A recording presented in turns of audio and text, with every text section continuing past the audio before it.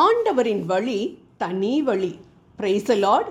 ஏனெனில் ஆண்டவர் கூறுவது இதுவே: நீங்கள் காற்றையோ மழையையோ காணப்போவதில்லை, ஆயினும் இந்த பள்ளத்தாக்கு தண்ணீரால் நிரப்பப்படும், நீங்களும் உங்கள் கால்நடைகளும் விலங்கினங்களும் நீர் அருந்துவீர்கள். இது ஆண்டவரது பார்வையில் எளிதான ஒன்று. 2 அரசர்கள் ராஜாக்கள் 3வது அதிகாரம் 17-18 இறை வார்த்தைகள். ஆம், எது நமக்கு மிகவும் கடினமாக தோன்றுகிறதோ அது ஆண்டவரின் பார்வையில் எளிதான ஒன்று.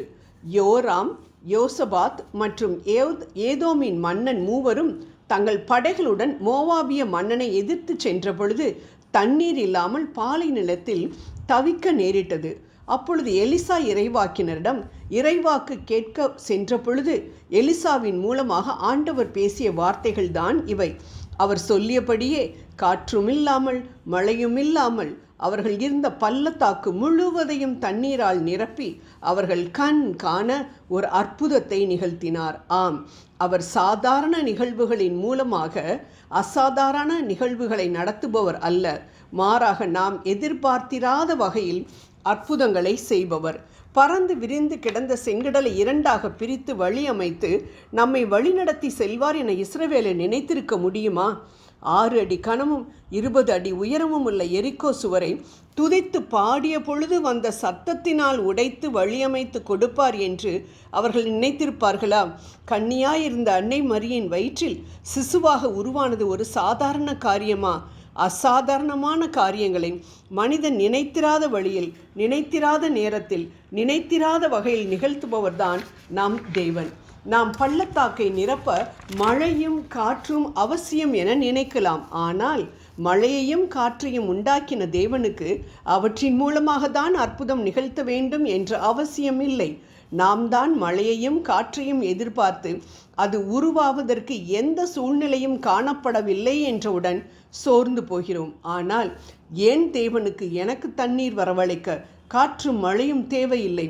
அவருக்கென்று 1000 வழிகள் உண்டு. ஏதாவது ஒரு வழியில் எனக்கு உதவி செய்வார் என்று மேகத்தை பார்க்காமல் மேகத்திற்கு அப்பால் இருக்கும் நம் தேவனை நோக்கி நம் கண்களை ஏறெடுத்தோம் என்றால் நிச்சயம் அதிசயம் காண முடியும். எவ்வாறு இந்த அரசர்களுக்கு மட்டுமல்ல, அவர்களது படைகளுக்கும் விலங்கினங்களுக்கும் சேர்த்து அபரிமிதமாக தண்ணீரை ஆண்டவர் அளித்தாரோ, அதே போல நாம் விசுவாசத்தோடு நம் கண்களை ஆண்டவரை நோக்கி பார்க்கும் பொழுது நமக்கு மட்டுமல்ல, நமது குடும்பத்திற்கே ஆசீர்வாதத்தை மழையாக பொழிவார் நம் தேவன். அது மட்டுமல்ல, இவர்களுக்கு ஆசீர்வாதமாக இருந்த தண்ணீர் சூரிய ஒளியில் இரத்தமாக இவர்களின் மேல் போர் தொடுத்து வந்த மோவாபியருக்கு தெரிந்தது. அதனால் இவர்கள் அனைவரும் இறந்து விட்டார்கள் என நினைத்து இஸ்ரவேலரை நெருங்கி வந்த பொழுது இஸ்ரவேலர் அவர்களை துரத்தி வெட்டி போட்டு போரில் வெற்றி பெற்றனர் என்பதை நாம் 22 முதல் 25 வசனம் வரை பார்க்கிறோம். ஆம் அன்பானவர்களே, நாம் யாரை பார்த்து பயந்து நடுங்கிக் கொண்டிருக்கின்றோமோ அவர்கள் நம்மை பார்த்து நடுங்கும் காலத்தை ஆண்டவர் உண்டாக்குவார். ஆமேன். எகிப்தியரின் தேர் சக்கரங்களை ஆண்டவர் அதே செங்கடலில் புதைந்து போகச் செய்ததால் எகிப்தியர் இஸ்ரவேலரிடமிருந்து நாம் ஓடி சென்று விடுவோம், ஏனெனில் ஆண்டவர் தாமே அவர்கள் சார்பாக நின்று எகிப்தியராகிய நமக்கு எதிராக போரிடுகிறார். விடுதலை பயணம் யாத்ராகமம் 14:25 என்று சொன்னதை போல நம்மையும் பார்த்து நம் எதிரிகள் இவங்ககிட்ட எதுவுமே வச்சுக்க வேண்டாம்ப்பா, இவங்ககிட்ட தகராறு பண்ணாவே நம்ம வீட்டில் ஏதாச்சும் ப்ராப்ளம் வந்துடுது, வேணாம், இதோட விட்டுருவோம் என்று சொல்லி போகும் காலம் நிச்சயம் வரும். ஏனென்றால் நமக்காக வழக்காடுவார் அவருக்கே உரிய அதிசயத்தக்க வழியில் நம் ஆண்டவர். அவரை எதிர்த்து நிற்க யாரால் கூடும்? ஆகவே அன்பானவர்களே, தூசியிலும் தூசியுமாக இருக்கக்கூடிய நமது அறிவை வைத்துக்கொண்டு நாமே பிரச்சனைகளை தீர்க்க முயற்சி செய்வதை விட்டுவிட்டு ஞான கண்மலையாம் ஆண்டவரிடம் கொடுத்து விடுவோம், வெற்றி பெறுவோம். செபம் செய்வோம்.